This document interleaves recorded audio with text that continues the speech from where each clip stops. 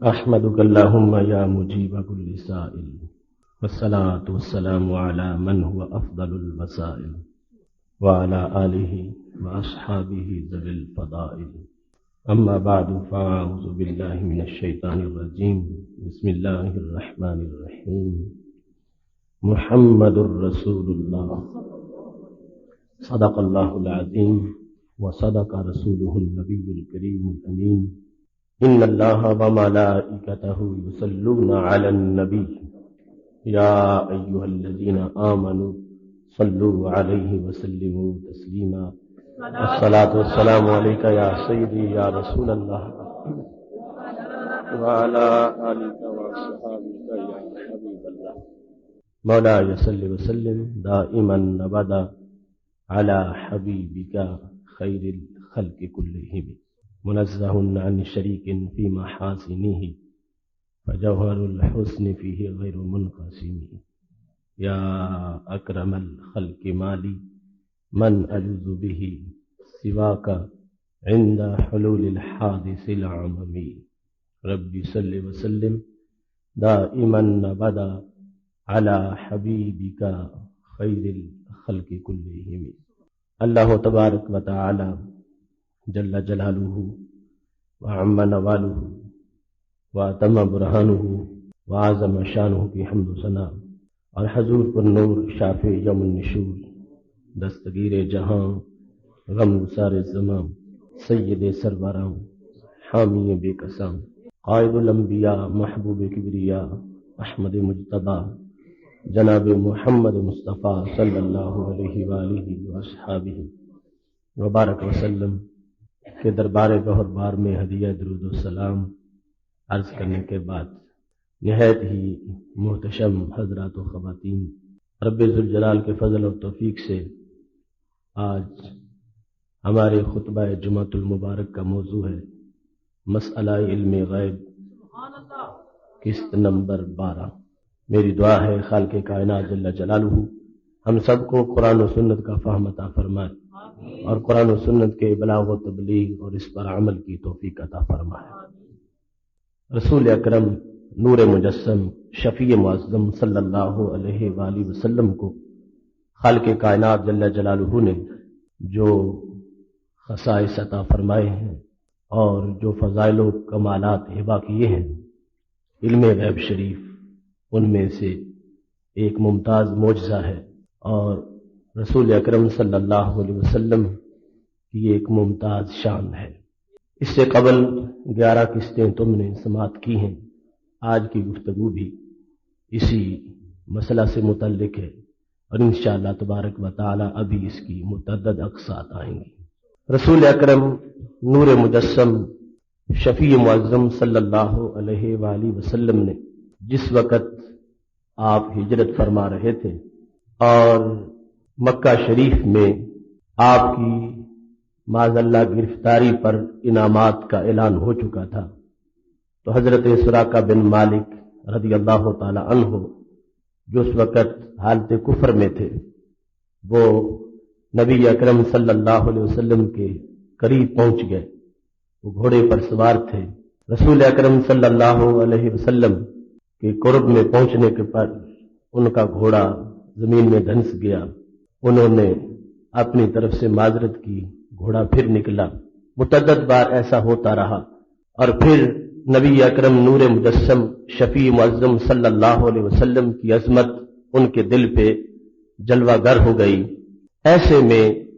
رسول اکرم صلی اللہ علیہ وسلم نے ان سے یہ فرمایا، کیف بکا اذا لبست سواری کسرا، اس وقت اے سراقہ تمہاری کیا شان ہوگی جب تم کسرا کے کنگن پہنو گے۔ یہ خبر جب دی گئی تھی تو اس وقت ہجرت مدینہ شریف کا ابتدائی مرحلہ تھا اور کسرا کے کنگن اور کسرا کے خزانوں کی فتح کا جو معاملہ تھا وہ دور سیدنا فاروق اعظم رضی اللہ تعالی عنہ میں تھا۔ رسول اکرم نور مجسم شفیع معظم صلی اللہ علیہ وسلم نے جو خبر دی، صحابہ کرام علیہم رضوان نے کئی سال بعد اس کی صداقت کو اپنی آنکھوں سے دیکھا اور اس پر رب کائنات جل جلالہ کا شکر ادا کیا کہ ہمارے رب نے ہمارے محبوب علیہ السلام کو کتنے وسیع علوم غیب عطا فرمائے ہیں۔ بہقی میں جس مقام پر یہ حدیث شریف آتی ہے تو وہاں یہ الفاظ موجود ہے کہ جس وقت سیدنا فاروق اعظم رضی اللہ تعالی عنہ کے پاس وہ کنگن پہنچے اور آپ نے حضرت سراقہ بن مالک رضی اللہ تعالی عنہ کو پہنائے، بالغ منکبہ ہے، وہ اتنے زیادہ کنگن تھے کہ وہ کندھوں تک پہنچ گئے، یعنی دونوں بازو بھر گئے حضرت سراقہ بن مالک رضی اللہ تعالی عنہ کے۔ اس پر حضرت عمر رضی اللہ تعالی عنہ نے یہ کہا الحمدللہ الذی صلبہما کسری والبسہما سراقہ، ساری تعریفیں اس اللہ کی ہے جس نے یہ کنگن کسری سے چھین لیے ہیں اور حضرت سراقہ بن مالک رضی اللہ تعالی عنہ کو پہنا دیے ہیں۔ رسول اکرم نور مجسم شفیع معظم صلی اللہ علیہ وسلم کے یہ الفاظ کیف بکا، اس کے معنی بہت زیادہ ہیں۔ دیکھا جائے تو اس میں کئی اخبار غیب تھیں۔ یا سراقہ بن مالک، آج تم ہمارے خلاف جنگ اور ہماری دشمنی میں چلنے پر انعام کے طلبگار تھے اور اس لیے تم مسلسل گھوڑا دوڑا رہے تھے، اور اس وقت تمہاری کیا شان ہوگی جس وقت تم میرے عشق میں میرے دشمنوں کا سر کاٹنے کے لیے تیار ہوگے۔ حالت کتنی تمہاری تبدیل ہو چکی ہوگی اور اس وقت حالات کتنے بدل چکے ہوں گے کہ آج تو ہم جو ہمارا گھر ہے مکہ شریف، اس کو چھوڑ کر مدینہ شریف کی طرف رواں دواں ہو رہے ہیں، اور اس وقت کیا عروج ہوگا اسلام کا کہ جب ہم کافروں کے گھروں میں ان کا تعاقب کریں گے اور وہاں تک کسریٰ کی فوجوں تک ہمارے سپاہی پہنچ جائیں گے، اس وقت کیا شان ہوگی اسلام کے عروج کی اور کیا مرتبہ ہوگا، اس وقت کس حیثیت سے شوقت اسلام ہوگی۔ تو رسول اکرم نور مجسم شفیع معظم صلی اللہ علیہ وسلم نے اپنی نگاہ نبوت سے مستقبل کے حالات کو دیکھ لیا۔ فتوح فارس اپنی نگاہوں سے دیکھ رہے تھے، مال غنیمت کو اپنی آنکھوں سے دیکھ رہے تھے، مال غنیمت کی تقسیم کو اپنی آنکھوں سے دیکھ رہے تھے، اور حضرت سراقہ بن مالک رضی اللہ تعالی عنہ کے حصے کو اپنی آنکھوں سے دیکھ رہے تھے، اور یہ فرما رہے تھے اس وقت کیا شان ہوگی جس وقت فتح کا جھنڈا تمہارے ہاتھ میں ہوگا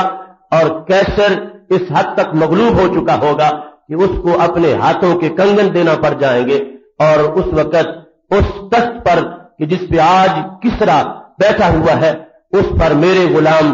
اپنے پورے جہو جلال کے ساتھ جلوہ گر ہوں گے۔ تو یہ رسول اکرم صلی اللہ علیہ وسلم کی خبر محض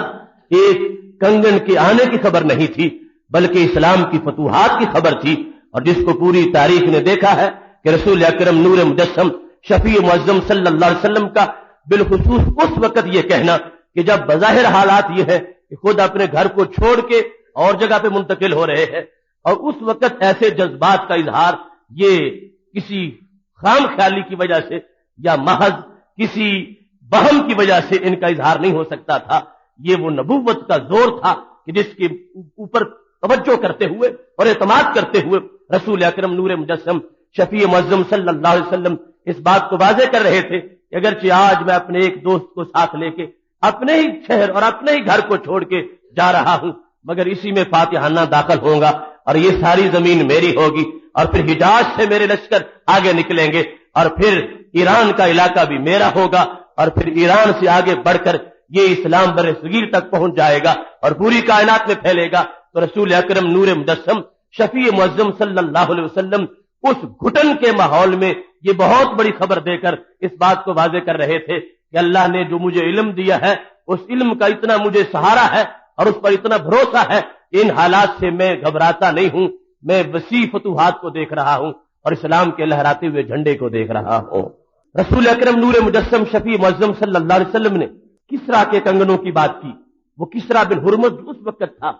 وہ تو فوت ہو گیا، لیکن یہ کنگن اسی کے تھے جو اس کے ورثہ میں بعد میں اس کے بیٹے کے پاس تھے، اور وہی کنگن یا رہے تھے۔ اگرچہ وہ کسریٰ جو رسول اکرم صلی اللہ علیہ وسلم کے عہد میں تھا وہ مر چکا تھا، لیکن کنگن وہی تھے، اور نبی اکرم نور مجسم شفیع معظم صلی اللہ علیہ وسلم کے یہ الفاظ کہ کسریٰ کے کنگن میرے غلام کے ہاتھ میں ہوں گے، یہ اس لحاظ سے بھی خبر بڑی عجیب تھی، یہ جس امت پر سونا پہننا حرام کیا ہے اس امت کے ایک فرد کے لیے ہی کسرا کے کنگن پہنانے کی کوئی خوشخبری دے رہے ہیں۔ امام زرقانی نے اس مقام پر مواہب دنیا کی شرح میں باقاعدہ بحث کرتے ہوئے لکھا ہے کہ یہ محبوب علیہ السلام کا اختیار بھی ہے، جسے چاہے جو چاہے پہنا دے، جو چاہے حلال کر دے، جو چاہے حرام کر دے۔ کسی کے لیے ریشم پہننا اوروں کے لیے حرام ہے، مگر کسی کے لیے حلال بھی کر دیا ہے۔ قربانی کا جانور نماز سے پہلے ذبح کرنا یہ ناجائز ہے، پہلے نماز ہوگی پھر قربانی کا جانور ذبح ہوگا، لیکن کسی صحابی کو اجازت پہلے کے بھی دے دی ہے اور پہلے ذبح کیا ہے تو وہی قربانی قرار پائی ہے۔ ایک یہ بھی انداز تھا، اور دوسرا کہتے ہیں تحقیق الموجزۃ الرسول صلی اللہ علیہ وسلم کہ حضرت عمر رضی اللہ تعالی عنہ جب کنگن پہنا رہے تھے اس وقت ذہن میں تھا کہ سونا ہے اور مردوں کے لیے حرام ہے، لیکن مجمع میں اعلان کر رہے تھے لوگوں اگرچہ یہ حرام ہے مگر ہم نبی علیہ السلام کے معجزہ کو ثابت کرنا چاہتے ہیں۔ ایک مرتبہ پہنا دیے اور پھر خود حضرت سراقہ رضی اللہ تعالیٰ عنہ نے کہا، جب پہنے ہوئے تھے تو حضرت عمر رضی اللہ تعالیٰ عنہ نے ان سے کہا قل اللہ اکبر اللہ اکبر۔ سراقہ یہ کنگن پہن کے اب اللہ کی بلندیوں کے نعرے لگاؤ، اللہ اکبر کہو، اللہ اکبر کہو۔ حضرت سراقہ بن مالک رضی اللہ تعالیٰ عنہ سونے کے کنگن پہن کر محبوب علیہ الصلوۃ والسلام کی اس خبر کے سچا ہونے پر رب کی توحید کا اعلان کر رہے تھے کہ وہ سچا رب ہے جس کے وعدے سچے ہیں اور جس کے محبوب علیہ السلام کے وعدے بھی سچے ہیں کہ وہ خزانے بھی فتح ہو گئے ہیں، اور اللہ نے وہ وقت ہمیں عطا فرمایا ہے کئی سال پہلے جس کی خبر عطا فرمائی گئی تھی۔ اس کے بعد کنگن اتارے اور ان کو بیت المال میں جمع کروا دیا۔ تو یہ ہمارے محبوب علیہ السلام کے علوم غیب کا ایک تسلسل ہے کہ جس جہت بھی توجہ فرماتے ہیں یہ ساری غیب کی باتیں ان کے سامنے حاضر ہوتی ہیں اور جس کا چاہتے ہیں اللہ کی اذن سے اعلان فرما دیتے ہیں۔ یہاں تک کہ رسول اکرم نور مجسم شفیع معظم صلی اللہ علیہ وسلم منا کی مسجد میں بیٹھے تھے، حج کا وقت تھا کہ دو صحابی آ گئے، ایک ان میں سے انصاری تھے اور دوسرے ثقفی تھے، اور دونوں رسول اکرم نور مجسم شفیع معظم صلی اللہ علیہ وسلم کے پاس آ کے کہتے ہیں ہم آپ سے مسئلہ پوچھنے آئے ہیں۔ تو میرے محبوب علیہ السلام نے فرمایا ان شئتما ان اخبرکما بما جئتما، اگر تم چاہو تو تمہارا مسئلہ جو ذہن میں ہے اور تمہارا سوال جو دل میں ہے تم اس کا اظہار نہ کرو، میں خود ہی سوال بھی بتاؤں گا جواب بھی بتاؤں گا۔ حضرت عبداللہ بن عمر رضی اللہ تعالیٰ عنہ راوی ہے، نبی اکرم نور مجسم شفیع معظم صلی اللہ علیہ وسلم حج کے موقع پر وہی حجۃ الوداع مسجد منا میں بیٹھے ہوئے ہیں، صحابہ کا جمع غفیر ہے، یہ ایک انصاری اور ایک ثقفی دونوں آئے ہیں۔ ثقفی اور انصاری جب انہوں نے دیکھا کہ محبوب علیہ الصلوۃ والسلام تو یہ بھی پیشکش فرما رہے ہیں صرف تمہیں جواب ہی نہیں دوں گا بلکہ میں تمہارا سوال بھی تم کو سناؤں گا۔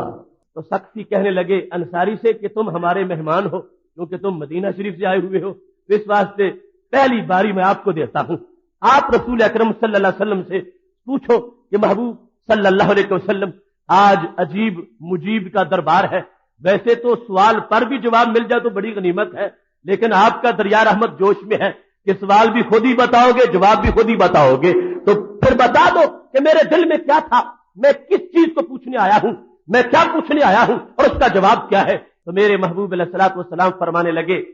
جئتنی، تم میرے پاس آئے ہو، تسألو کہ تم پوچھو، ان مخرجک من بیتک، تم مجھ سے یہ پوچھنے آئے ہو کہ جب میں گھر سے نکلا ہوں اور میرا بیت الحرام گھر سے نکلا ہوں اور میرا ارادہ تھا بیت الحرام کی طرف جانے کا، اس وقت جب میں گھر سے قدم اٹھا کے چل رہا تھا یا میری اونٹنی چل رہی تھی، مالکا مالی فی ہے، مجھے یہ بتا دو کہ اس میں میرے لیے اجر کتنا ہے۔ تمہارے ذہن میں پہلا سوال یہ ہے کہ تم مجھ سے یہ پوچھنا چاہتے ہو کہ جو بندہ حج کرنے کے لیے نکلتا ہے اپنے گھر سے باہر آتا ہے اس کو حج کے سفر پر ابھی پہنچا نہیں کعبۃ اللہ میں، راستے میں موجود ہے، اس کو راستے کے سفر پر کتنا اجر ملے گا۔ فرمایا یہ پہلا سوال تھا تمہارے دل میں۔ دوسرے نمبر پر وَأَنْ الرَّكْعَتَيْنِ بَعْدَ الطَّوَافِ، طواف کے بعد جو دو رکعتیں پڑھی جاتی ہیں ان کے بارے میں بھی تمہارے دل میں سوال تھا کہ ان رکعتوں سے کیا ملتا ہے اور ان کا اجر کیا ہوتا ہے۔ مالی فیہما، کہ ان دونوں میں میرے لیے اجر کیا ہے، تم دوسرا یہ سوال کرنا چاہتے تھے۔ اور پھر تیسرا سوال بھی تمہارے ذہن میں تھا، ان السعی بین الصفا والمروہ، یہ صفا مروہ میں جو سعی کی جاتی ہے اس سعی پر بندے کو اجر کیا ملتا ہے۔ اور پھر فرمایا چوتھا سوال بھی تمہارے ذہن میں موجود تھا، وہ کیا؟ فرمایا ان الوقوف عشیۃ عرفہ، 9 ذوالحج کو جو میدان عرفات میں وقوف کیا جاتا ہے، اس وقوف کے بارے میں بھی تم پوچھنا چاہتے تھے کہ اس میدان میں ٹھہرنے پر بندے کو اجر کیا ملتا ہے۔ ایک جگہ ہے وہاں چلے جانے سے حج ہوتا ہے، اس میں اجر کیا ہے، فضیلت کیا ملتی ہے، اور اللہ ان بندوں کو کس نگاہ سے دیکھتا ہے اور ان کو کیا ملتا ہے۔ اور پھر فرمایا صرف یہاں تک نہیں، اور سوال بھی تمہارے ذہن میں تھا، وہ کیا؟ فرمایا ان رمی کل جمار، جو جمروں کو کنکریاں ماری جاتی ہیں،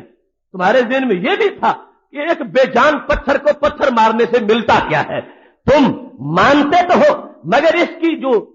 کا ثواب ہے وہ تم پوچھنا چاہتے ہو، یہ بھی تمہارے ذہن میں موجود تھا۔ وہ ان نہر کا، اور جو تم اس دن پھر قربانی کرو گے اس قربانی میں کیا ملے گا۔ اور اس کے بعد فرمایا ان حلاقی کا رأس کا، پھر جو سر کا حلق کراؤ گے اس میں تمہیں کیا ملے گا، یہ بھی تمہارے ذہن میں تھا۔ میرے صحابی ایک سوال نہیں، یہ سارے سوال لے کر تم میرے پاس پوچھنے آئے ہو، لو اب میں ان سب کے جواب عطا فرماتا ہوں۔ اب دیکھو، ایک غیب کی خبر نہیں، 2 نہیں، مسلسل 1-2 سوال نہیں، ان کے ذہن کے جتنے خاکے تھے، ان کے دل میں جتنے سوال تھے، رسول اکرم نور مجسم شفیع معظم صلی اللہ علیہ وسلم نے بالترتیب ان کو بیان فرمایا ہے، اور بیان کرنے کے بعد پھر ان کا جو اجر ہے اس کو بھی آپ نے اعلان فرما دیا ہے۔ اب اس مقام پر رسول اکرم نور مجسم شفیع معظم صلی اللہ علیہ وسلم نے جب یہ اعلان کیا کہ یہ سوال تھے، تو اب جن کے دل میں تھے ان کی گواہی سنو۔ کہتے ہیں والذی بعثک بالحق، یہ وہ سوال تھے، یہی تھے کہ جن کو میں پوچھنے کے لیے آیا تھا۔ مجھے اس رب کی قسم ہے جس نے تجھے سچا نبی بنایا ہے، یہی سوال تھے جو میں پوچھنے آیا تھا۔ اب رسول اکرم نور مجسم شفیع معظم صلی اللہ علیہ وسلم نے دل کی بات بیان کی ہے، ایک نہیں متعدد بیان کی ہیں، اور جو دل میں سوال لے کر آئے تھے وہ پکے امتی ہیں، وہ کچے عقیدے والے نہیں ہیں، اور یہ گواہی دے رہے ہیں مجھے اس رب کی قسم ہے جس نے تجھے سچا نبی بنایا ہے۔ میرے محبوب، جو بھی آپ نے بیان فرمایا ہے ایک بھی ایسا نہیں کہ جو میرے دل میں نہ ہو اور آپ نے بیان کر دیا ہو، اور ایک بھی ایسا نہیں جو میرے دل میں ہو اور آپ نے بیان نہ کیا ہو۔ جو کچھ دل میں تھا آپ نے سب کچھ ہو بہو اتنا ہی بیان فرمایا ہے۔ زرقانی نے مواہب الدنیا میں بھی اس کو تفصیل سے ذکر کیا ہے، مواہب الدنیا کی شرح میں جو 10ویں جلد ہے، اور خود مواہب الدنیا کے اندر بھی تفصیل یہ موجود ہے، اور دیگر کتب کے اندر بھی رسول اکرم نور مجسم شفیع معظم صلی اللہ علیہ وسلم نے فرمایا اب سن لو تمہارے سوالات کے جوابات کیا ہیں۔ اور اتفاق سے ہماری یہ قسط اس موسم میں آئی ہے کہ جس میں حاجی اسی مقدس دیش کا سفر کرنے والے ہیں، اور ان کے قدم اس طرف اٹھ رہے ہیں، اور یہ پیغام ہے کہ ان کو ہر قدم پہ، اور ان کی سواری کے ہر قدم پہ، اور آج کی موجودہ سواریوں کے ٹائر چلنے پر ہر ٹائر کی گردش پہ ان کو کتنا ثواب مل رہا ہے۔ میرے محبوب علیہ الصلوۃ والسلام ارشاد فرمانے لگے، میرے صحابی سن لو، فلم ترفع ناقاتوں کا کفن فلم تداہا، تمہاری سواری فلم تدا ناقاتوں کا کفن فلم ترفع، جتنی بار تمہاری اونٹنی اپنا قدم زمین پہ رکھے گی اور جتنی بار اٹھائے گی، ہر قدم پر خالق کائنات تمہارا ایک گناہ معاف فرمائے گا۔ ہر قدم پر خالق کائنات جل جلالہ تمہارا ایک درجہ اونچا کر دے گا۔ ہر قدم پر رب ذوالجلال تجھے ایک نیکی بھی عطا فرمائے گا۔ جتنے قدم تمہاری اونٹنی چلتی جائے گی، جتنا سفر طے کر کے تم پہنچو گے، جتنی دور سے کوئی آئے گا اتنا زیادہ اس کو اجر ملے گا، جتنا کوئی زیادہ مشقت سے پہنچے گا اتنا اس کو زیادہ ثواب ملے گا۔ میرے محبوب علیہ السلام فرمانے لگے، یہ تھا تمہارے پہلے سوال کا جواب کہ جب کوئی شخص آتا ہے اس کو کیا ملتا ہے۔ فرمایا ابھی کعبے میں پہنچا نہیں، ابھی وہ حرم کی سرزمین تک پہنچا نہیں، وہ یہ نہ سمجھے کہ راستے میں جو کچھ ہے یہ سب کچھ فضول ہے۔ فرمایا نہیں فضول نہیں ہے، جب تم اس مقدس دیش کی نیت سے چل نکلے ہو، خالق کائنات جل جلالہ تمہاری سواری کے قدموں کی گنتی پر تمہیں ہر قدم پر نیکیاں عطا فرمانے والا ہے۔ اس کے بعد رسول اکرم نور مجسم شفیع معظم صلی اللہ علیہ وسلم ارشاد فرماتے ہیں، تمہارا دوسرا سوال یہ تھا کہ طواف کریں گے تو 2 رکعت نفل پڑھنے سے کیا ملے گا۔ فرمایا کعید کی رقبۃ من بنی اسماعیل علیہ السلام، فرمایا 2 رکعت پڑھو گے تو عام غلام کے آزاد کرنے کا ثواب نہیں، حضرت اسماعیل علیہ السلام کا کوئی بیٹا اگر کہیں کسی نے غلام بنا لیا ہو ان کی اولاد میں سے، اس کو آزاد کرنے کا جو اجر ہے وہ خالق کائنات تمہیں طواف کے بعد 2 رکعتیں پڑھنے پر عطا فرما دے گا۔ اور پھر فرمایا تم نے تیسرا پوچھا تمہارے دل میں جو تھا کہ یہ دوڑنا صفا مروہ میں اس میں کیا ملتا ہے، چکر لگا رہے ہیں 2 پہاڑیوں کے درمیان،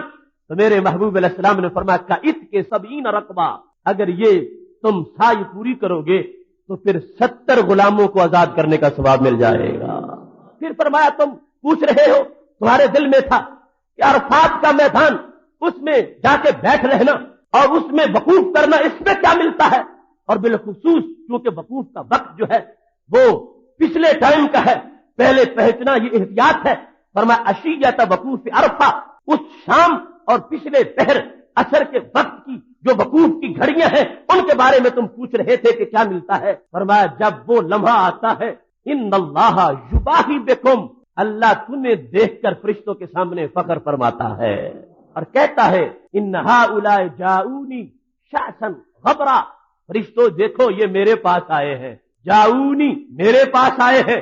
کیسے رب پراگندہ حال بھی ہے، ان پر غبار بھی لگا ہوا ہے، یہ سفر کر کے پہنچے ہیں اور مخصوص ایک لباس ہے اور پراگندگی ہے جو احرام کی پابندیوں کی وجہ سے پائی گئی ہے۔ فرمایا یہ آئے ہیں اور کیا ہے، فرمایا یہ امید رکھتے ہیں رحمتی و مغفرتی، یہ میری مغفرت کی امید لے کے آئے ہیں اور میری رحمت کی امید لے کے آئے ہیں۔ فرشتوں دیکھ لو یہ کہاں کہاں سے چل کے آئے ہیں، آوازیں بلند کر رہے ہیں، مجھے آواز دے رہے ہیں اور مجھے لبیک اللہم لبیک کے ساتھ میرے دربار میں حاضری لگوا رہے ہیں۔ ہمارے نبی علیہ السلام فرمانے لگے اب سن لو، مینا میں بیٹھے ہیں اور وہ دونوں سائل پہنچے ہوئے ہیں، اب خطاب کے سیغے کے ساتھ فرمایا رب یہ فرماتا ہے کہ میں تمہارے گناہوں کو معاف کرتا ہوں۔ کتنے گناہ ہیں؟ فرمایا ان کانت ذنوبکم مثل عدد الربال وزبد البحر، اگر تمہارے گناہ اگرچہ وہ ریت کے ذرات جتنے ہو یا سمندروں کی جھاگ جتنے ہو وہ میری رحمت سے زیادہ نہیں ہے، جاؤ میں نے تمہارے گناہوں کو معاف کر دیا ہے۔ افیدو یعنی یہ عرفہ کی شام جو ہے، افیدو اب واپس چلے جاؤ، مغفور لکم تمہیں بخش دیا گیا ہے، والمن شفعتم صرف تمہیں نہیں جن کی تم نے سفارش کی ان کو بھی بخش دیا گیا ہے۔ رسول اکرم نور مجسم شفیع معظم صلی اللہ علیہ وسلم مینا کی مسجد میں بیٹھے ہوئے یہ جواب دے رہے ہیں۔ فرمایا تم نے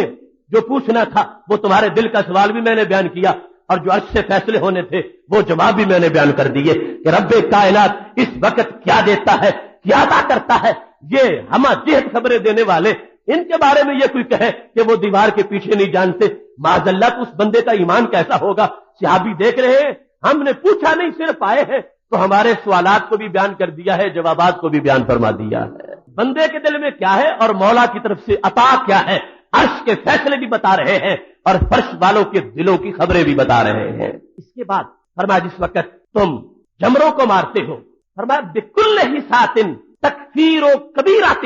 ہر کنکری پر ہر کنکری ایک کبیرہ گناہ کا کفارہ بنتی ہے۔ جب جمرے کو کنکریاں ماری جاتی ہیں ہر کنکری اس بندے کے ایک کبیرہ گناہ کا کفارہ بن جاتی ہے جو اس سے سرزد ہو چکا تھا اور جس کا بھاری بوجھ تھا اس بندے پر۔ ہر کنکری جو شیطان کو ماری جا رہی ہے یہ نہ سمجھے کہ پتھر پتھر کو ٹکرا رہا ہے اور کوئی فائدہ نہیں ہو رہا۔ میرے محبوب علیہ السلام فرماتے ہیں عرش والے کے یہ فیصلے ہیں کہ تم جس وقت کنکری مارو گے تمہارے گناہ جھڑ جائیں گے، معمولی سی جس وقت جنبش تمہارے بازو کو آئے گی کندھے سے گٹھڑی گناہ کی نیچے گر جائے گی اور وہ کبیرہ گناہ جو تھا تمہاری ایک کنکری ایک کبیرہ گناہ کا کفارہ بن جائے گی۔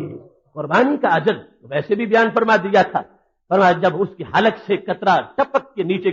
گرے گا زمین پر بعد میں پہنچے گا اللہ کے ہاں پہلے قبول ہو جائے گا، اگر خلوص سے ہے تو اس کی وجہ سے گناہ معاف ہو جائیں گے۔ پھر فرمایا یہ سر کا حلق جو ہے اس میں کیا ہے، بِكُلِّ شَعْرَةٍ حَسَنَةٍ، اللہ ہر بال کے بدلے میں نیکی عطا فرمائے گا۔ اور پھر آگے یہ بھی بیان فرما دیا، فرمایا اللہ تبارک و تعالی اس کو ہر بال کے بدلے میں پہلے وہاں جو قربانی کا جانور ہے اس کے بالوں کے لحاظ سے نیکیاں ہے، لیکن یہ جو سر کا حلق کرا رہا ہے فرمایا اس کے ہر بال کے بدلے اس کا ایک گناہ معاف ہوگا، ہر بال کے بدلے اس گناہ معاف ہوگا۔ اور پھر خود ہی سوال کر کے جواب دے دیا، فرمایا اگر کسی کے گناہ اس کے بالوں سے تھوڑے ہوں، گناہ تھوڑے ہیں اور بال سر پہ زیادہ ہے،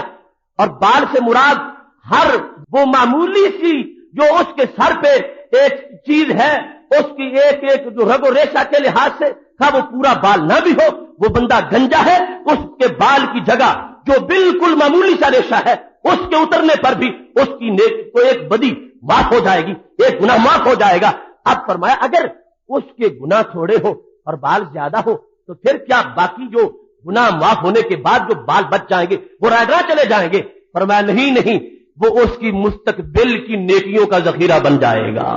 یدہ کرو لک، فرمایا وہ تمہارا جو پیشگی ذخیرہ ہے وہ بعد میں نیکیوں کی شکل میں تمہیں ملتا جائے گا۔ جو گناہ ہو چکے تھے ان کی معافی کے لیے ایک ایک بال سبب بنتا گیا۔ فرمایا اب جس وقت یہ سارا معاملہ گزر گیا، آخر میں رسول اکرم نور مجسم شفیع معظم صلی اللہ علیہ وسلم نے سوالات میں ایک چیز نہیں تھی، جواب میں وہ بھی ذکر فرما دی، اور یہ فیاض بارگاہ کا فیض ہے کہ جتنا تم لے کے آئے تھے اتنے نہیں اور بھی عطا فرمائیں گے۔ تمہارے سوالات تو ختم ہو گئے اسی پر کہ حلق جب کراتے ہیں تو کیا ملتا ہے؟ فرمایا ہم نے وہ جواب پورے کر دیے۔ اب میرے صحابہ سن لو، وہ طواف جو آخر میں کیا جاتا ہے، جب طواف وداع کیا جا رہا ہے، وہ طواف جو آخر میں ہو رہا ہے، جس وقت گناہ جھڑ رہے ہیں یا طواف صدر بھی ابھی باقی ہے، رسول اکرم نور مجسم شفیع معظم صلی اللہ علیہ وسلم طواف صدر یا طواف وداع تو ایک ہی طواف کا نام ہے، اور طواف رکن جو ہے ان کے لحاظ سے میرے محبوب علیہ السلام ارشاد فرما رہے ہیں اب جب یہ بندہ کعبہ کے گرد چکر لگاتا ہے تو اس کے کندھوں پر ایک فرشتہ بیٹھ جاتا ہے، وہ کہتا ہے بندے جو کچھ تیرے گناہ تھے وہ تو معاف ہو گئے، اب پھر بھی تو عاجزی سے رو رہا ہے اور گڑ گڑا رہا ہے اور تو خالق کائنات سے معافی مانگ رہا ہے، فعمل، اب عمل کر مستقبل کے لیے۔ تمہارا ماضی درخشاں ہو گیا، تمہارا ماضی بالکل صاف ہو گیا، تمہارے ماضی کے گناہ بالکل دھل گئے، اب یہاں سے جو عمل شروع ہو رہا ہے یہ عمل اب سارا مستقبل کے لیے ہے، اب مستقبل کی عظمتیں دینے کے لیے اللہ نے یہ طواف رکھا ہے جس کی وجہ سے اب واپس لوٹے گا تو صورتحال کیا ہوگی؟ میرے محبوب علیہ السلام فرماتے ہیں کہ یومن ولدت امہ، یوں لوٹ رہا ہے جیسے آج ہی اس کی ماں نے اس کو جنم دیا تھا۔ صحابی آئے ہیں، ان کے دل میں سوالات ہیں، محبوب علیہ السلام نے خود پیشکش کر دی ہے، اگر چاہتے ہو تو میں تمہیں سوال بھی بتاتا ہوں جو تمہارے دل میں ہے اور جواب بھی بتاتا ہوں، اور سوال بھی بتائے ہیں جواب بھی بتائے ہیں، اور صحابی نے اللہ کی قسم اٹھا کے نعرہ لگایا ہے کہ یا رسول اللہ صلی اللہ علیہ وسلم آپ نے نہ اضافہ کیا ہے نہ کمی کی ہے کہ جو میرے دل میں نہ ہو وہ آپ بیان کر دیں اور جو دل میں ہو وہ بیان نہ کریں، ایسا ہرگز نہیں ہوا، جتنے سوال تھے آپ نے وہ سارے بیان فرما دیے ہیں۔ اب کہنے لگے کہ سقفی اب تمہاری باری ہے، تم پوچھ لو، کیونکہ دونوں کے لیے فرمایا تھا، اور یہ شان ہے میرے محبوب علیہ السلام کے علم کی کہ دونوں اکٹھے آئے ہیں، تو جو گیس سے کوئی پہچانتا تو سمجھتا شاید دونوں مشورہ کر کے ایک ہی بات پوچھنے آئے ہیں، فرمایا نہیں، اس کے سوال جدا تھے، تمہارے سوال جدا ہے، اب سقفی تم پوچھو، میں بتاؤں کہ تمہارے دل میں کیا تھا؟ وہ کہتے ہیں یا رسول اللہ صلی اللہ علیہ وسلم بتا دو کہ میں کیا پوچھنے آیا ہوں۔ فرمایا تم یہ پوچھنے آئے ہو کہ جب وضو میں چہرہ دھویا جاتا ہے تو چہرے کے دھونے پر اجر کیا ملتا ہے؟ جب ہاتھوں کو دھویا جاتا ہے تو ہاتھوں کے دھونے پر اجر کیا ملتا ہے؟ جب سر کا مسح کیا جاتا ہے تو اس پہ بندے کو کیا حاصل ہوتا ہے؟ جب قدم دھوئے جاتے ہیں تو اس پر بندے کو کیا ہوتا ہے؟ تو میرے محبوب علیہ السلام فرمانے لگی اذا تسلت وجہ کا ان تصرت الذنوب من اشفار عینیک، میرے صحابی جب تم وضو کرتے ہوئے چہرہ دھوتے ہو تو تمہاری پلکوں کے نیچے سے گناہ بہ کے نکل جاتے ہیں،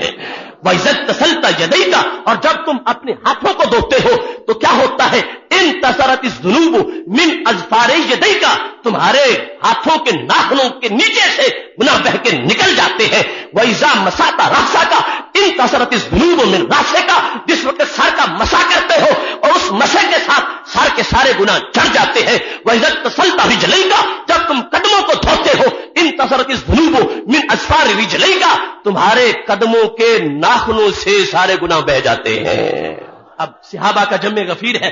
نبی اکرم نور مجسم شفیع معظم صلی اللہ علیہ وسلم ان کے سوال بھی بتا رہے ہیں اور ان سوالات کے جواب بھی عطا فرما رہے ہیں، اور یہ سارا منظر پر نور ہے، سارا منظر پر کیف ہے، اور صحابہ کے چہرے کھلے ہوئے ہیں، کہ خالق کائنات جل جلالہ نے ہمیں جن کی امت میں شامل فرمایا ہے وہ صرف مسئلہ پوچھنے پر ہی نہیں، دل کی بات پر بھی سب کچھ بتا دیتے ہیں.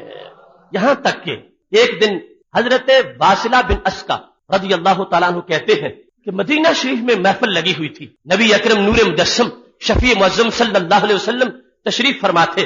میں آ گیا تو کیا ہوا؟ کہتے ہیں جلس تو وسط الحلقہ، جو دائرہ بنا ہوا تھا میں اس کے درمیان بیٹھ گیا. مجھے کچھ صحابہ کہنے لگے واصلہ اٹھو یہاں سے، یہ آداب محفل نہیں ہے، تم بالکل سینٹر میں آ کے بیٹھ گئے ہو، کسی طرف بیٹھو. پہلے بھی لوگ بیٹھے ہوئے حلقہ بنا کے اور تم درمیان میں بیٹھ گئے ہو، اٹھو یہاں سے. کہتے جب مجھے اٹھنے کے لیے وہ کہہ رہے تھے تو میرے محبوب علیہ السلام نے مجھے بیٹھنے کا حکم فرما دیا. فرمایا دعونی و ایشاہ انی عالم ماذا جاء به، فرمایا اس کو چھوڑ دو اور مجھے بھی، یعنی اس کا معاملہ میرے ساتھ رہنے دو. میرے صحابہ اس کو نہ ہلاؤ، جہاں بیٹھا ہے رہنے دو. اس واسطے انی عالم، میں جانتا ہوں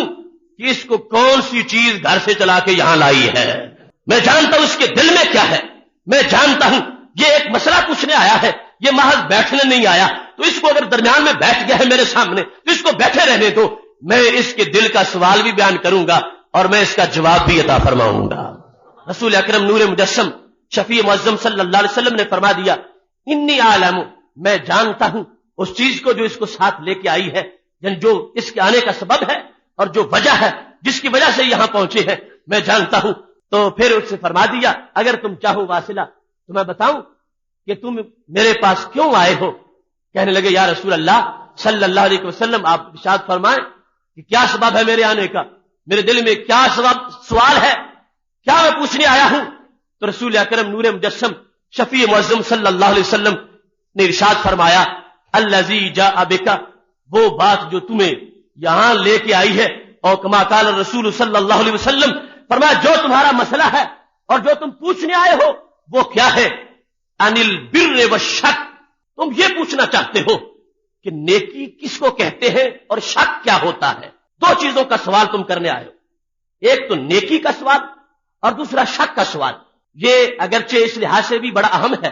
کہ رسول اکرم نور مجسم شفیع معظم صلی اللہ علیہ وسلم ایک امتی کے بتائے بغیر اس کے دل کا حال بیان کر رہے ہیں، غیب واضح کر رہے ہیں، لوگوں سے جو پوشیدہ بات ہے اس کو ظاہر کر رہے ہیں. اور دوسرا اس لحاظ سے بھی یہ بات بڑی ضروری ہے کہ ہر بندے کو یہ پرابلم بنتا ہے کہ جب کوئی مرحلہ سامنے آ گیا، کوئی بتانے والا موجود نہیں ہے اور روزانہ قدم قدم پر فیصلہ کرنا پڑتا ہے کیا یہ نیکی کا کام ہے یا نہیں، یہ نیکی ہے یا نہیں ہے.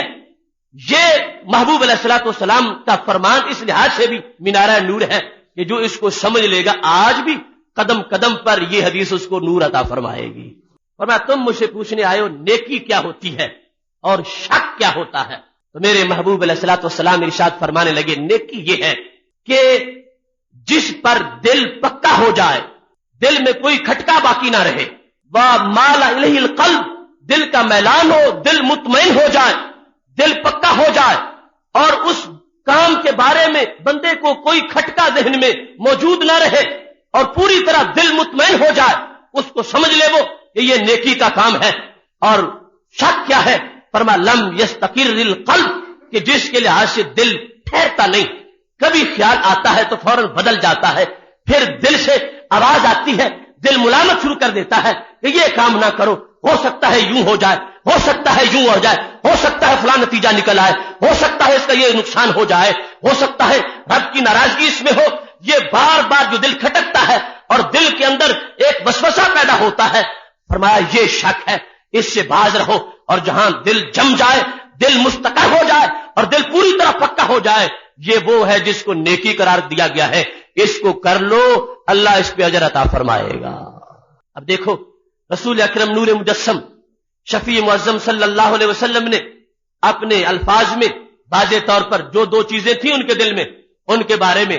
بیان کیا ہے اور اس کو پھر ان کا جو جواب تھا وہ بھی بتایا ہے. یہاں بھی حضرت واصلہ رضی اللہ تعالیٰ عنہ نے باقاعدہ قسم اٹھا کے کہا والذی بعثک بالحق، مجھے اس رب کی قسم ہے جس نے تجھ کو سچا نبی بنایا ہے. یا رسول اللہ صلی اللہ علیہ وسلم، اس کے سوا میرے دل میں کچھ بھی نہیں تھا، یہی پوچھنے آیا تھا، یہی سوالات میرے دل میں موجود تھے، جو آپ نے سوال بھی ارشاد فرما دیے ہیں اور ان سوالوں کے جوابات بھی ارشاد فرما دیے ہیں۔ محتشم سامعین حضرات، طبرانی نے موجم کبیر میں اس حدیث کو روایت کیا ہے کہ رسول اکرم نور مجسم شفیع معظم صلی اللہ علیہ وسلم ارشاد فرماتے ہیں، ان اللہ قد رفع علی الدنیا، اللہ نے میرے لیے پوری دنیا کو اٹھایا، پوری دنیا رب نے میرے سامنے کر دی، یعنی پوری دنیا، شرق و غرب، شمال و جنوب، جو سطح زمین پر انسان کھڑا ہے اس کو صرف دنیا کا تھوڑا سا حصہ نظر آتا ہے، پر میرے رب نے میرے سامنے پوری دنیا کو اٹھا کے پیش کیا، وَأَنَا أَنظُرُ إِلَيْهَا وَإِلَى مَا كَائِنٌ فِيهَا إِلَى يَوْمِ الْقِيَامَةِ، فرمایا میں اس پوری دنیا کو بھی دیکھ رہا ہوں اور اس پوری دنیا میں جو کچھ قیامت تک ہونے والا ہے اس کو بھی دیکھ رہا ہوں۔ کیسے دیکھ رہا ہوں؟ فرمایا کأنما انظر الی کفی ھذہ، جس طرح میں اپنے ہاتھ کی اس ہتھیلی کو دیکھ رہا ہوں۔ رسول اکرم نور مجسم شفیع معظم صلی اللہ علیہ وسلم کے الفاظ بڑے معنی خیز ہیں اور ان میں بڑی لطافت ہے۔ ان اللہ قد رفع لی الدنیا، یہ بات واضح کر دی کہ یہ میرے رب کا فضل ہے، اللہ کی عطا ہے، یہ اللہ کی شان ہے کہ اس نے میرے لیے دنیا کو سمیٹ کے پیش کر دیا ہے۔ جس طرح ہاتھ کی ہتھیلی ہوتی ہے اس طرح دنیا میرے بالکل سامنے ہے۔ اور پھر یہ دوسرا جملہ جو تھا اس میں کیا الفاظ ہے؟ انا انظر الیہا، میں اس کی طرف دیکھتا ہوں۔ انظر ہے، ماضی کا صیغہ نہیں ہے کہ نظر تو الیہا، اللہ نے دنیا اٹھائی، میں نے دنیا دیکھی پھر معاملہ ختم ہو گیا۔ فرمایا نہیں، اللہ نے دنیا اٹھائی تو کیا ہوا؟ فرمایا وہ آج تک اٹھی ہوئی ہے۔ انا انظر الیہا، میں مسلسل اس کی طرف دیکھ رہا ہوں۔ انظر واحد متکلم مضارع کا صیغہ ہے، یہ نہیں ہے نظر تو الیہا کہ میں نے دیکھا ایک بار اور پھر چمک ختم ہو گئی۔ حالانکہ ایک بار دیکھنا بھی ان لوگوں کے عقیدے کے منافی ہے جو کہتے ہیں کہ خالق کائنات کے سوا پوری کائنات کو ایک لمحہ بھی کوئی نہیں جان سکتا۔ اگر ایک بار کا ہوتا پھر بھی ان کے رد کے لیے کافی تھا، مگر ہمارے محبوب علیہ السلام کی شان نرالی ہے۔ خالق کائنات نے کیا شان دی؟ فرمایا انا انظر الیہا، میں مسلسل اس کو دیکھ رہا ہوں۔ اور کس طرح؟ کانما انظر الی کفی ھذہ، جس طرح میں اپنے ہاتھ کی ہتھیلی کو دیکھ رہا ہوں۔ اب دیکھیے جو پوری دنیا کو دیکھے ان کو دیوار کے پیچھے نظر نہ آئے۔ فرمایا میں دنیا کو بھی دیکھ رہا ہوں، وَإِلَى مَا هُوَ كَائِنٌ فِيهَا إِلَى يَوْمِ الْقِيَامَةِ، آج کی دنیا کو نہیں قیامت تک کی دنیا کو دیکھ رہا ہوں۔ انا انظر الیہا، میں دنیا کو دیکھ رہا ہوں، وَإِلَى مَا هُوَ كَائِنٌ فِيهَا إِلَى يَوْمِ الْقِيَامَةِ، اور میں اسے بھی دیکھ رہا ہوں۔ آج ہی جو کچھ قیامت میں آنے والا ہے، قیامت تک جو کچھ ہونے والا ہے، میں اس کو بھی دیکھ رہا ہوں۔ یہ ہم جیسے ہیں کہ جس وقت مکان میں بیٹھے ہو، جو دروازے کے سامنے آئے گا وہی نظر آئے گا، جو آگے پیچھے ہوگا وہ نظر نہیں آئے گا، لیکن جو چھت پہ کھڑا ہے اس کو سارے سین والے نظر آئیں گے بلا تمثیل۔ ہم حجابات میں ہیں، ہم زمانے کا وہ جو ایک زمانے کی پھرکی ہے، پٹا ہے، وہ جو کھل کے سامنے آتا ہے وہی نظر آتا ہے، باقی جو لپٹا ہوا ہے وہ نظر نہیں آتا۔ لیکن یہ اللہ کی عطا ہے۔ محبوب علیہ السلام فرماتے ہیں جتنی دنیا کھول کے آ گئی ہے سامنے وہ بھی جانتا ہوں، اور جتنی ابھی تک لپٹی ہوئی ہے اور قیامت تک آہستہ آہستہ وہ فیتا سامنے آتا جائے گا، میں آج ہی سب کچھ قیامت تک دیکھ رہا ہوں۔ انا انظر الیہا وَإِلَى مَا هُوَ كَائِنٌ فِيهَا إِلَى يَوْمِ الْقِيَامَةِ، قیامت تک جو کچھ ہونے والا ہے خالق کائنات نے سب کچھ میرے لیے ہتھیلی کی طرح واضح کر دیا ہے، اور میں ہر چیز کو اپنی آنکھوں سے دیکھ رہا ہوں۔ محتشم سامعین حضرات، اب یہاں پر تیسرا پہلو، عبارت یوں ہو سکتی تھی، پہلا تو یہ ہے نا کہ ان اللہ قد رفع لی الدنیا، اللہ نے دنیا اٹھائی، ونظرت الیہا، میں نے دیکھا۔ ایک یہ عبارت ہو سکتی تھی جو استعمال نہیں کی۔ دوسری کیا ہو سکتی تھی؟ ان اللہ قد رفع لی الدنیا وانظر الیہا، آنا کے بغیر پھر بھی جملہ تو بن جاتا ہے، چونکہ انظرو کے اندر آنا موجود ہے۔ انظرو کا معنی میں دیکھتا ہوں، آنا کا معنی میں، وہ علیحدہ جو پہلے ذکر ہے وہ اگر نہ بھی ہوتا تو پھر بھی انظرو میں یہ معنی بنتا ہے کہ میں دیکھتا ہوں، کیونکہ واحد متکلم میں خود آنا ضمیر ہوتی ہے صیغے کے اندر ہی۔ اگر آنا کا ذکر نہ کرتے پھر بھی انظرو میں والا معنی نکلتا تھا، مگر وہ استعمال نہیں کیا۔ کیا فرمایا؟ ان اللہ قد رفع لی الدنیا وانا انظر الیہا، آنا انظر الیہا، آنا کا لفظ باقاعدہ موجود ہے. اب دونوں جملوں میں فرق کیا ہے؟ اگر انظر ہوتا تو جملہ فعلیہ ہوتا. انا انظر یہ جملہ اسمیہ ہے، اور وہ جملہ اسمیہ کہ جس کی خبر جملہ فعلیہ بن رہا ہو وہ دوام پر دلالت کرتی ہے. اگر انظر محض ہوتا تو پھر یہ معنی بنتا دیکھتا تو ہوں مگر کبھی چیزیں اوجھل ہو جاتی ہے، اور کبھی دیکھ لیتا ہوں، کبھی پڑھتا آتا ہے اور کبھی اجا ہو جاتی ہے. آنا انظروں کا مطلب یہ ہے ہر وقت ہتھیلی پر موجود ہے اور پوری کائنات کو ہر وقت دیکھ رہا ہوں. ہر علم معنی کی کتابیں جس لغت میں قرآن اترا ہے یہ اس کے قوانین کا حصہ ہے کہ انظروں کا معنی وہ بنتا ہے، آنا انظروں کا معنی یہ بنتا ہے. اب ہمارے ہاں یہ تو سب سے بڑا یہی وبال آیا ہوا ہے، جس نے دو لفظوں کا ترجمہ پڑھ لیا وہی اپنے آپ کو محدث بنا کے وہ آگے چلنا شروع کر دیا، اور پھر مناظرے کے چلے شروع کر دیے اور مناظرے کو ایک چائلڈ پلے سمجھ لیا. ابھی پچھلے جمعہ کو ہمارا ان لوگوں سے بحث کا کچھ وقت بنا، 4 گھنٹے بات ہوئی، تو جو ہمارے دوسرے تیسرے کلاس کے بچوں کو آتا ہے ان کی اس مناظر کو نہیں آتا کہ جس کو یہ دعویٰ ہے کہ میں نے 35 مناظرے کیے. جو اتنی علمی سطح گھری ہوئی ہے، میں یہ سمجھتا تھا شاید کچھ نہ کچھ ان لوگوں کے پلے ہوگا، مگر اس دن میری تو ساری ان کے بارے میں جو خوش فہمی تھی وہ تو غلط فہمی ثابت ہوئی کہ وہ ایک شخص اپنے آپ کو مناظر کہتا ہے اور 35 مناظرے کرنے کا دعوے دار بھی ہے اور اس وقت ان کا سالار بھی ہے. وہ 4 گھنٹے کی کیسٹ ہمارے پاس محفوظ ہے، انشاءاللہ آپ کو ملے گی تو پتہ آپ کو چلے گا. اب وہ نسبت کی 4 قسمیں جو ہمارے بچے کو بھی آتی ہے، میں نے پوچھا بیان کرو تو کہتا آپ بیان کریں، تو میں نے کہا یہ لو میں نام لیتا ہوں پھر آپ تعریف کریں. پھر تعریف اس کو آخر تک نہیں آئی، ایک نہیں متعدد باتیں ایسی سامنے آئی ہے. تو یہ مصیبت ہے کہ آزمائش ہے اس زمانے کی کہ جاہل لوگ قرآن و سنت کے عالم بننے کے دعوے دار بن گئے ہیں. نہ یہ پتا ہے کہ اسمیت جملہ کیا ہے، نہ یہ پتا ہے کہ جملہ اسمیہ کیا ہے، اور جملہ اسمیہ میں اور اسمیت جملہ میں فرق کیا ہوتا ہے. اگر ماضی کا جملہ مضارع میں اس کو کنورٹ کر دیا جائے اور خبر اسم کی جو ہے وہ ساتھ فعل میں لا دی جائے، فعلیہ بنا کر، اس کے معنی میں تبدیلی کیا آتی ہے. یہ ساری چیزیں انہوں نے چھوڑی. چھوٹے چھوٹے کورس پڑھ کے 2-2 سال کے کہنے لگے ہمارا علم صحابہ سے بڑھ گیا ہے اور یہ وبال آ گیا ہے. کتابوں میں لکھ چکے ہیں، وہ کتابوں میں ان کے شیوخ نے یہ لکھا ہے، وہ ابن ماجہ کی شرح میں لکھا ہوا ہے کہ ہماری 2 کتابیں جو پڑھ لیتا ہے اتنی موٹی وہ صحابہ سے علم میں بڑھ جاتا ہے. یہ حالت ہے ان لوگوں کی کہ صحابہ سے علم سے بڑھنے والے جن کو الف با حروف ابجد علوم اسلامیہ کا نہیں آتا اس طرح قرآن و سنت پڑھتے ہیں اور محبوب علیہ السلام پہ اعتراض کرنے کے ٹھیکے انہوں نے اٹھائے ہوئے ہیں. کاش کے علوم اسلامیہ کی جو روح ہے ان کو حاصل ہو جاتی تو ہر لفظ سے ہی مقام خدا بھی نظر آتا، مقام مصطفیٰ علیہ السلام بھی نظر آتا.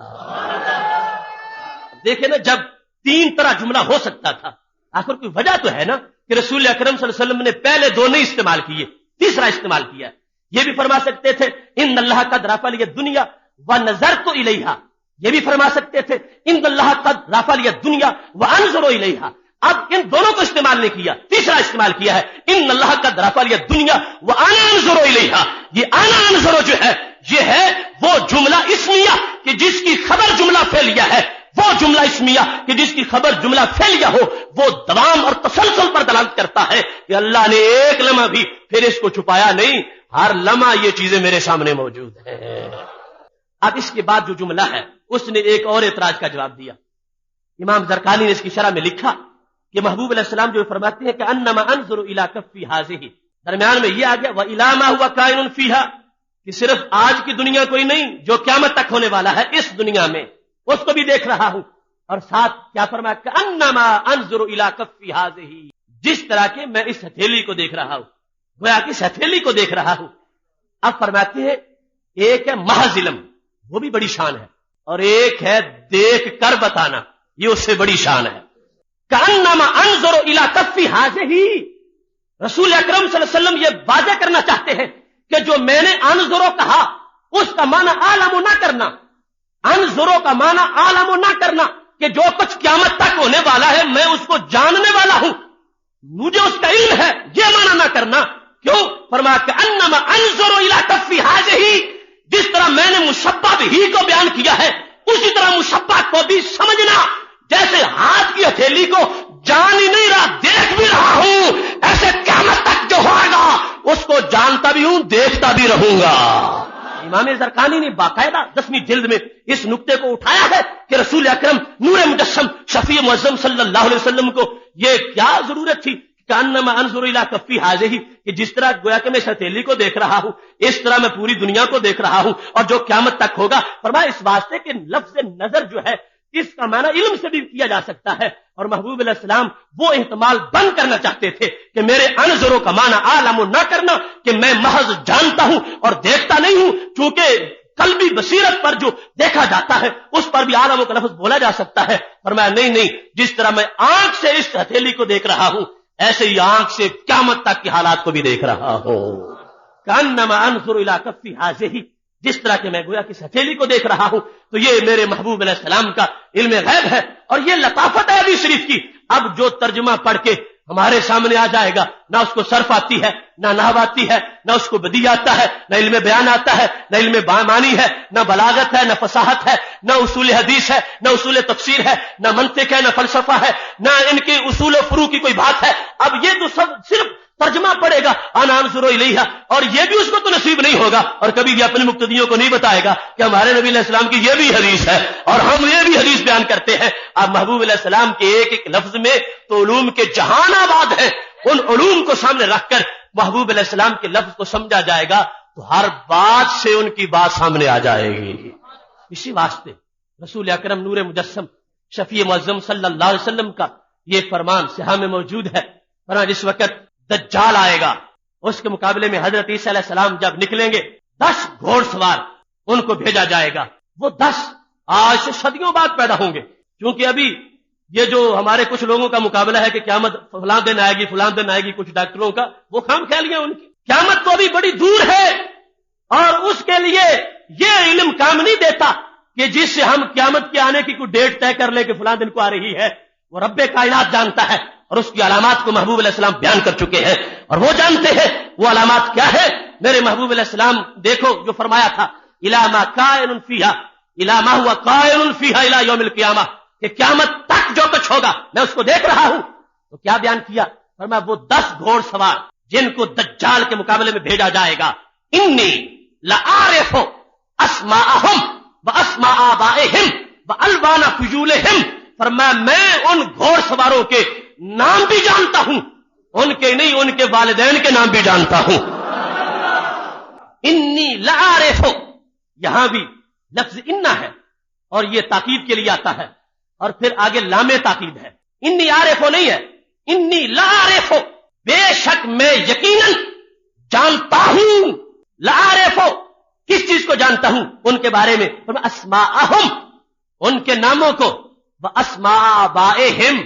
ان کے ابا جی اور امی جی کے ناموں کو بھی جانتا ہوں، اسماء آبائہم ان کے دادا کے نام کو بھی جانتا ہوں، ان کے پردادا کے نام کو بھی جانتا ہوں، صرف ان کو ہی نہیں، والوان خیولہم میں ان کے گھوڑوں کے رنگ بھی جانتا ہوں۔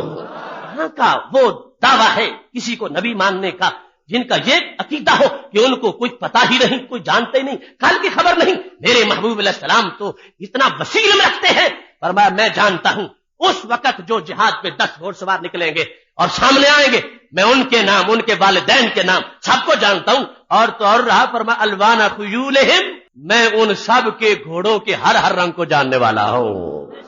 یہ ہے ہمارے محبوب علیہ السلام کا علم غیب۔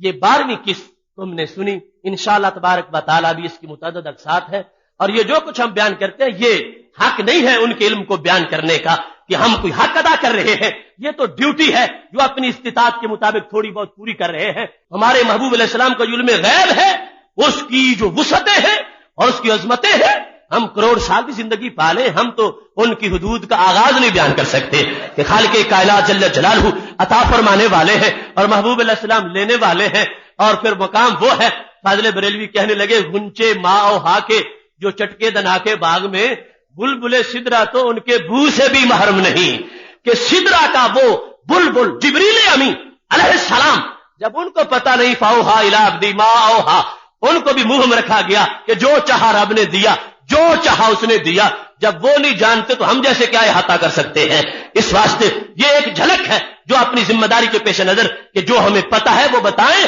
کہ لوگوں ہمارے محبوب علیہ السلام پر اعتراض نہ کرو، اللہ دینے والا ہے، یہ لینے والے ہیں، اور یہ میرے رب کی شان ہے کہ جس کے محبوب علیہ السلام کا علم اتنا بہت زیادہ وسیع ہے۔ رب ذوالجلال ہم سب کو قرآن و سنت کا فہم عطا فرمائے۔ وآخر دعوانا ان الحمد للہ رب العالمین۔